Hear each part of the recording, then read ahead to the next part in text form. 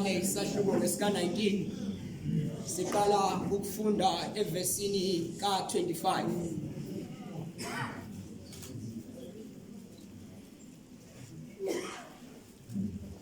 Kepha kwakumi ngasesiphambanweni sikaJesu unina kanye nodadewabo kanina, uMaria umkaKleophas noMaria Magdalena. Uthe uJesu ebona unina nomfundi amthandayo bemi ngakhona, wathi kunina, "Mame, bheka indodana yakho." Wayesethi kumfundi, "Bheka unyoko." Kusukela kuleso sikhathi umfundi loyo wamisa kwakhe. Ilizwi likaNkulunkulu leli malinanele nonke bazalwane, uKristu azabuye. Amen.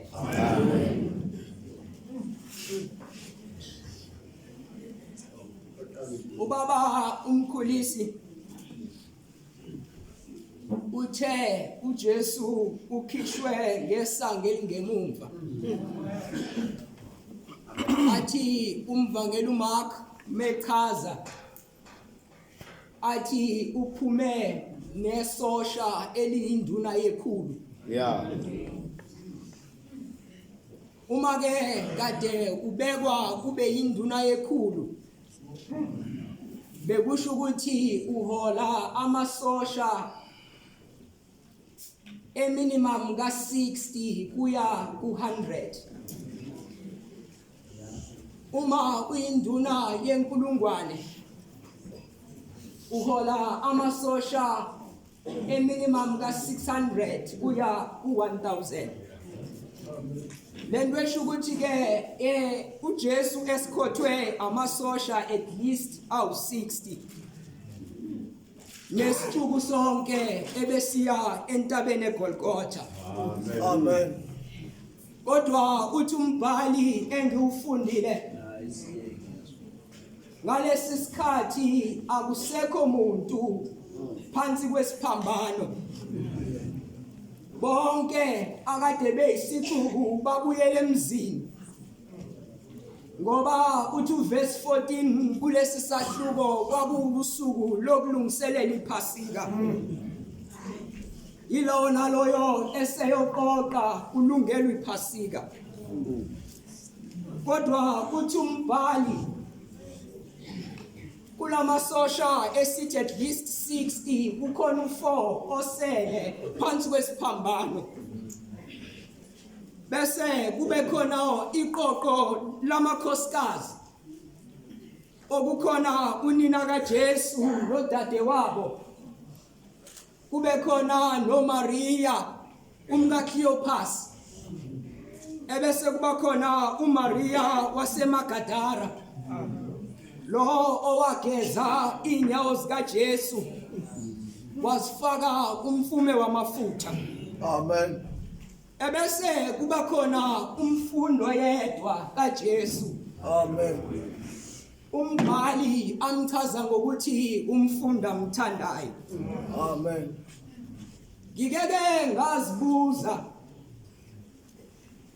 ukuthi ngoba uJesu ube exercise the ministry of presence, athi umfundisi uJohn Wesley, do not go where you are needed, but go where you are needed most. Ngoba uJesu ube exercise leyo ministry of presence. Iphipho indoda yasemagadara eyayihlala emathuneni. Amen. Athi umbhali yayizilimaza ngenxa yomoya owawuphezu kwayo.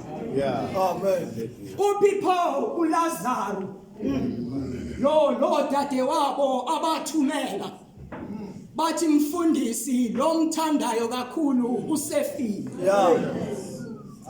Iphi intombazane uThalitha, athi umbhali wama phezu kombhede wathi Thalitha kum, esho ukuthi Thalitha vuka.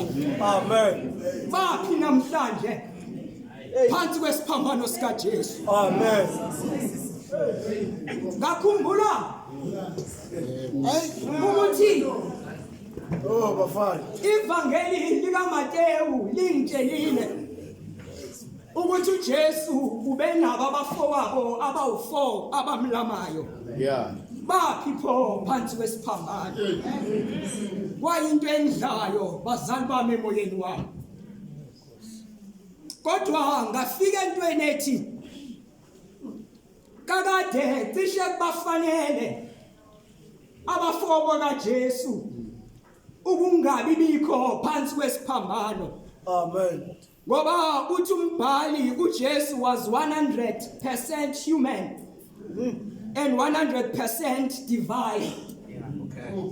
Wayengumuntu ngokupheleleyo futhi enguNkulunkulu ngokupheleleyo. Amen. Kodwa ngimthola engashiye nci ekubeni uNkulunkulu throughout iministry yakhe. Ngoba uthi umbhali uthe ena 12 years abazali bephuma emkhosini wePhasika walahleka. Uma sebebuyela emuva kumfuna bamthola ehlezi phakathi kwengwevu eziphatha umthetho. Umunini embuza athi mntanami usihluphelani noyihlo na? Athi anazi ukuthi ngimelwe ukuba bokugaba.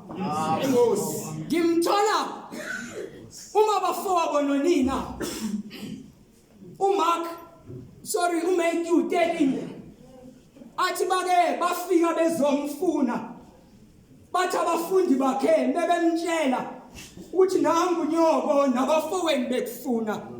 Mephendula uthi ongumfowethu nongudadewethu nongumame yiloyo owenza intando kaNkulunkulu. Aw Jesu. Ngamthola uJesu engashenci kulento yokuba abe 100% divine.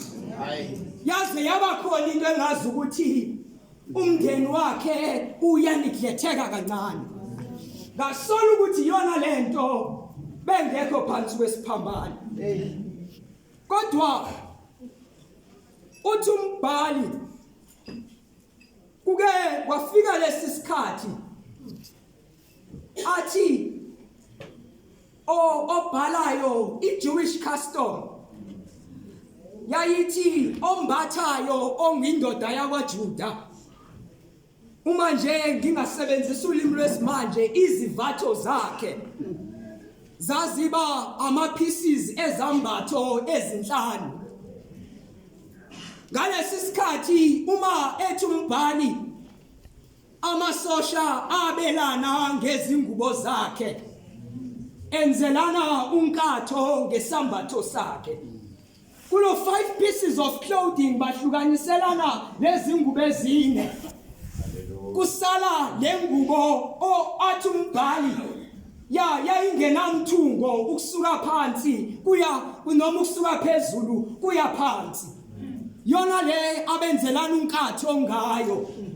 Athi umbhali engufundile wayethi umfana wakaJuda leso sambatho sokuqalela esibi undergarment asithungele umame wakhe noma umzali wakhe.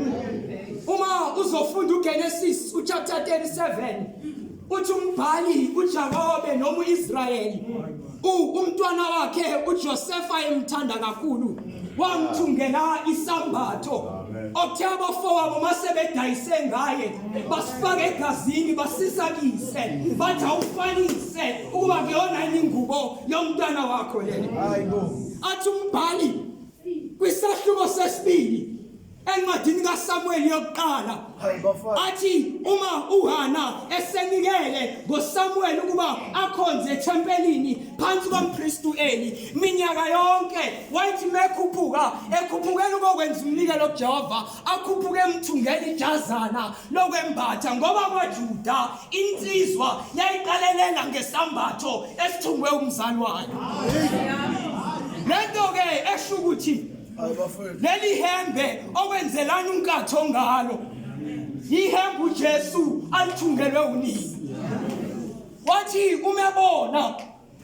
ebona lesi senzo bedlala ngengubo ongabe iyona mhlambe ayibuyisela nina njengesikhumbuzo umezosithela wasika kuyena wakhumbula intshumayelo yakhe ayishumayelile kuJohn chapter 15 waze wathi ke uma kade eshumayela wathi loyo ophelele ebuzalwaneni yilo onothando wazama ukukhombisa ke uthando kuma wakhe ngalesi sikhathi ngoba esebona ukuthi bayahlukana manje kodwa isikhathi sokumnika uthando akabanga naso kahle wazakhumbula amazwi aSimiyoni ngesikhathi elethwe ethempelini umethe umbhalo washo uSimiyoni wathi eMariya yosika inkemba nakuwe inhliziyo yodabuka ngoba lo umiselwe ukuba nokuvuka kwabanini hey Awu Jesu.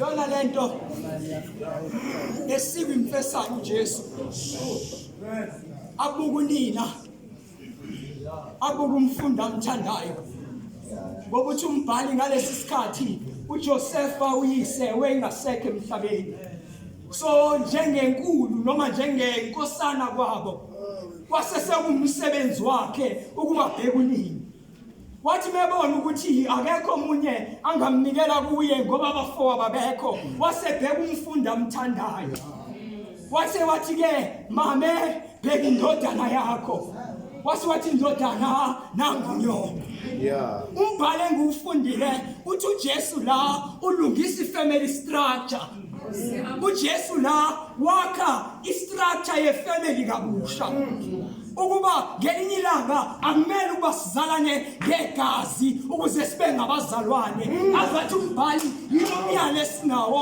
uvela kuNkulunkulu ukuba uthanda uNkulunkulu makamthande nomzalwane wakhe Amen.